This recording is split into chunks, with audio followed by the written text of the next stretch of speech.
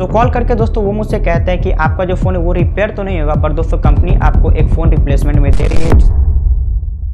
दोस्तों ये है मेरे पास अभी पोको F6 एंड दोस्तों ये स्मार्टफोन मुझे कंपनी ने मेरे पुराने फोन पोको F4 के बदले दिया है। दोस्तों सुनने में तो आप लोगों को काफी ज्यादा पॉजिटिव लग रहा होगा कि मेरे 2 साल पुराने फोन के बदले मुझे कंपनी ने नया फोन दिया है, बट दोस्तों इतना सिंपल है नहीं जितना ये सुनने में लग रहा है। एक्चुअली दोस्तों मेरे साथ एक सीरियस इशू चल रहा था पोको सर्विस सेंटर से रिलेटेड, एंड दोस्तों ये प्रॉब्लम सिर्फ मेरे ही साथ नहीं है बल्कि और भी कुछ पोको F4 के यूजर है जिनके साथ ये प्रॉब्लम चल रहा है फिलहाल। एंड इस चीज का दोस्तों मैं प्रूफ भी दूंगा कि किन किन लोगों के साथ जो ये प्रॉब्लम चल रहा है। बाकी दोस्तों ये वैसा कोई प्रॉब्लम नहीं है जैसा आप लोग सोच रहे हो कि फोन का मदरबोर्ड डेड हो गया होगा या फिर ग्रीन लाइन आ गया होगा, ऐसा कुछ भी नहीं था। ये प्रॉब्लम दोस्तों थोड़ा सा अलग टाइप का है एंड दोस्तों सारी बातें मैं आप लोगों से इस वीडियो में शेयर करने वाला हूं। एंड ये वीडियो उन सभी लोगों के लिए जो लोग स्मार्टफोन यूजर हैं। एंड अगर दोस्तों आप लोग इस वीडियो को कंप्लीट देख लेते हो तो दोस्तों आप लोग को ये आइडिया तो लग जाएगा कि इस टाइप के प्रॉब्लम से किस टाइप से दोस्तों सॉल्यूशन लिया जाता है। सो दोस्तों वीडियो काफी ज्यादा इन्फॉर्मेटिव होने वाली है, तो मैं आप लोगों से एक ही रिक्वेस्ट करना चाहता हूं कि वीडियो को शेयर कर दीजिएगा। एंड सारी बातें तो मैं आप लोगों से शेयर करने ही वाला हूं, तो अब ज्यादा टाइम वेस्ट न करते हुए चलिए वीडियो को स्टार्ट कर लेते हैं। तो गाइस कहानी की शुरुआत होती है 20 जुलाई 2024 की सुबह से, जिस दिन दोस्तों जो मेरा ओल्ड वाला फोन था पोको F4 उसका स्क्रीन टूट जाता है मेरे एक फैमिली मेंबर से। उसके 2-3 दिन बाद दोस्तों 23 जुलाई को मैं अपने फोन को लेकर के सर्विस सेंटर जाता हूं फोन को रिपेयर कराने। एंड दोस्तों वहां पर जो डिस्प्ले का कॉस्ट बताया जाता है वो होता है दोस्तों 10,000 में 14 या फिर 114 रुपए, ऐसे कुछ कम। इस प्राइस को सुनकर दोस्तों मुझे कुछ भी यहाँ पर सरप्राइजिंग नहीं लगा, क्योंकि मैंने ऑलरेडी चेक किया था इंटरनेट के थ्रू कि जो मेरे फोन का डिस्प्ले आने वाला है पोको F4 का वो कितना का है दोस्तों। तो ऑनलाइन में 10,000 पूरा दिखा रहा था। तो उसके बाद दोस्तों मैंने अपने फोन को सबमिट कर दिया एंड दोस्तों ये जॉब शीट मुझे मिला जिसका फोटो आप लोग स्क्रीन पर देख सकते हो। फोन सबमिट करने के बाद दोस्तों जो सर्विस सेंटर के एम्प्लॉय थे उन्होंने मुझे कहा कि आपके जो फोन का पार्ट है उसे आने में थोड़ा टाइम लगेगा, इसलिए आपका जो फोन है वो 1 वीक बाद मिलेगा। उसके बाद दोस्तों मैं घर पर वापस आ गया एंड 2-3 दिन बाद मुझे कॉल आता है कि मेरा जो फोन है वो ब्लैक कलर का है, बट दोस्तों जो उसका डिस्प्ले का फोल्डर है वो ग्रीन कलर में आएगा। मतलब जो उसका फ्रेम होता है वो ग्रीन हो जाएगा एंड जो डिस्प्ले वो तो नॉर्मली ही रहेगा। तो गाइज मेरा जो फोन था वो ऑलरेडी 2 साल ओल्ड हो चुका था, तो मैंने सोचा कि कोई दिक्कत नहीं है, जो भी डिस्प्ले आ रहा है लगा दीजिए। एंड उसके बाद दोस्तों मैंने कंफर्म करने के बाद कॉल रख दिया।